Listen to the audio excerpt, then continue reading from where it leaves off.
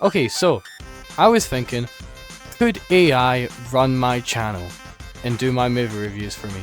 That's an interesting thought, I thought, so I decided, let's make them make scripts for me, so then I can read those scripts off to you, and then you can be the judge of whether I do it better or AI does it better.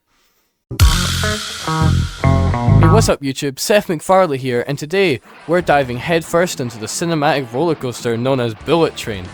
Now before we get started, hit that subscribe button and ring that notification bell. You know the drill. Let's do this! So Bullet Train is like if Speed and Snakes on a Plane had a baby, and that baby was raised by Jason Statham. We've got Brad Pitt, Lady Gaga, and a train that's more explosive than my last microwave popcorn. Buckle up, folks. The action scenes are more intense than a caffeine-fueled squirrel on Red Bull. Brad Pitt plays Ladybug, a former assassin who boards a bullet train in Japan. But this ain't your grandma's Shinkansen. It's a ticking time bomb of assassins, double crosses, and more twists in a pretzel factory. Oh, brother! Lady Gaga with her enigmatic aura. She's like a human Rubik's Cube. Is she a villain? A hero? We don't know.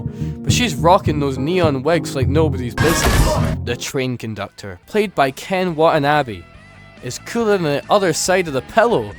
He's got that stoic samurai vibe, and when he says, "Next stop, chaos," you better believe it. The train is like a mobile war zone. Bullets fly, knives twirl, and the snack cart gets blown to smithereens. Forget the quiet car. This is the "oh crap, we're all gonna die" car. Brad Pitt faces off against Lady Gaga, both clinging to the roof of the speeding train. It's mano a mano, or should I say Gaga a Pitto. They exchange witty one-liners like, "Your poker face won't save you," and "I was born this way." Kicking butt. So in conclusion, Bullet Train is a wild ride. It's got more twists than a yoga class, and more explosions than a Michael Bay family reunion. Is it Oscar worthy? Nah, but it's a popcorn munching, adrenaline pumping joyride, and remember folks, never trust a sushi chef on a bullet train. Stay cringy, my friends! A place called the Oasis. Hey, what's up YouTube? Seth MacFarlane here, and today we're diving headfirst into the Spielbergian spectacle known as Ready Player One. Now before we get started, hit that subscribe button and ring that notification bell. You know the drill. Let's do this! So Ready Player One is like if your childhood box exploded and all the action figures, video games, and 80s references came to life. We've got virtual reality, Willy Wonka vibes, and more nostalgia than a family reunion slideshow. Buckle up, folks. The action is like a sugar rush at a candy store. We've got race cars, King Kong, and a DeLorean that's been souped up more than a Fast and Furious car. But let's be real. This movie is basically a checklist of pop culture trivia. It's like Spielberg rated a Blockbuster video and said, "I'll take one of everything." Ty Sheridan plays Wade Watts, aka Parzival, our Spielbergian hero. He's like E.T. meets Indiana Jones meets Tom Cruise on a caffeine binge. And can we talk about how he looks like Richard Dreyfuss from Close Encounters? It's like Spielberg's casting magic. Lady Gaga with her neon wigs and cryptic aura. It's like a glam rock oracle. Is she a villain? A hacker? A disco ball in disguise? We don't know. But she's rocking those VR avatars like a pro. The movie is a pixelated pinball machine of nostalgia. We've got Chucky from Child's Play, the Iron Giant, and more cameos in a Marvel post-credit scene. It's like a game of spot the reference on steroids. Parzival faces off against the evil corporate villain, Sorrento. It's a battle of pixels, folks. Sorrento's like, "I'll delete your high score." And Parzival's like, "Not on my watch, Atari boy." It's like watching a retro gaming tournament with the fate of the world at stake. So in conclusion, Ready Player One is a wild ride. It's like Spielberg's love letter to his own legacy. Is it deep? Nah, but it's a VR joyride that'll make you want to dust off your old Nintendo cartridges. Stay cringy, my friends. Thanks for watching, my fellow cinephiles. Hit that like button if you want more reviews, and remember, life's too short to take movies seriously. Keep it McFarlane. Hey, what's up YouTube? Seth MacFarlane here, and today we're diving into the murky waters of Last Night in Soho. You know the drill. Hit that subscribe button, ring that bell, and let's get irate.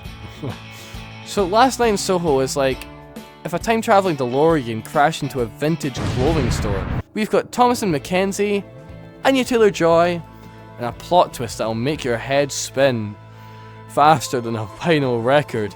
It's like Back to the Future meets Project Runaway, with a side of existential dread. The swinging 60s scenes are more groovy than a lava lamp of a psychedelic party.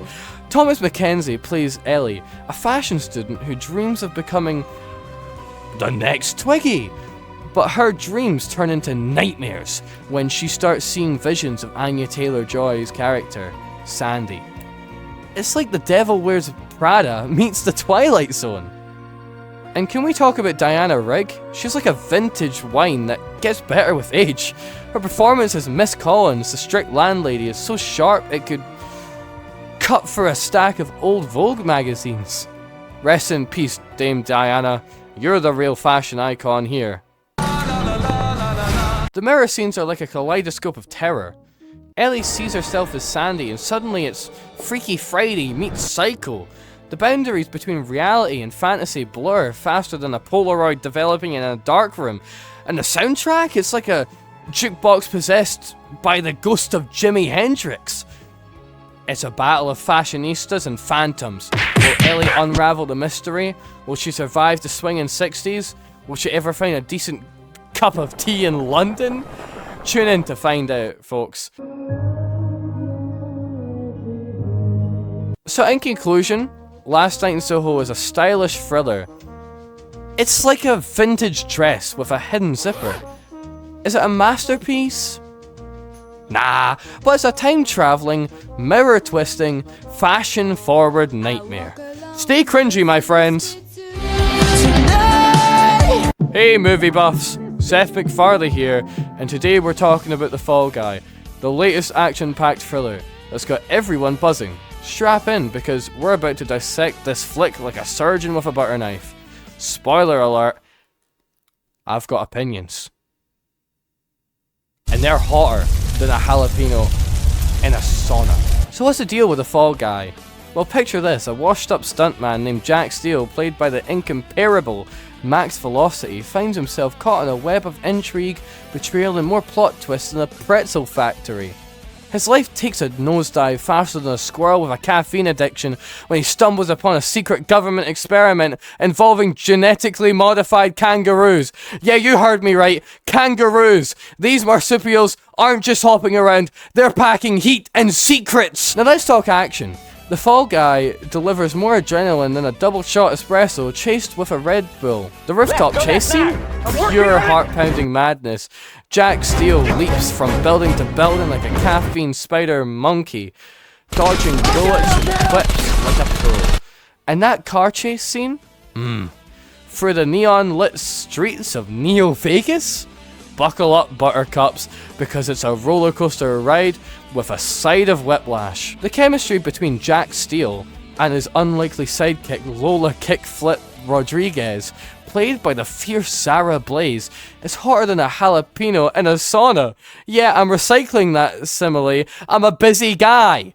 Their banter crackles like a faulty power line, and their trust issues run deeper than a James Cameron ocean dive. Plus, Lola's got a secret. She's a former circus acrobat with a penchant for parkour. Trust me, you'll want to see her backflipping off a moving train. It's like Cirque du Soleil meets Die Hard. The villains. We've got Dr. Victor Malice, played by the deliciously sinister Iger von Doomhammer, a mad scientist with a penchant for monologues and a wardrobe that screams evil genius. His plan? To weaponize those genetically modified kangaroos and take over the world.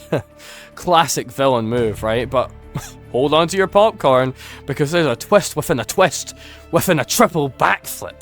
I won't spoil it, but let's just say the real mastermind wears stilettos and has a killer manicure. So, should you watch The Fall Guy? Absolutely! It's a wild ride that combines heart-stopping stunts, snappy dialogue, and more plot twists than a slinky on steroids. Plus the kangaroos? iconic. Seth MacFarlane gives it 2 thumbs up, a high five, and a secret handshake. Go grab your popcorn, buckle up, and prepare for a cinematic experience that'll leave you saying, "Did I just witness a kangaroo drop kick a helicopter? Heck yeah!" P.S. If you enjoyed this review, don't forget to hit that like button, subscribe, and ring that notification bell. And remember, life's too short to watch bad movies, unless they involve genetically modified kangaroos. That's what I'm always saying. Iconic catchphrase right there.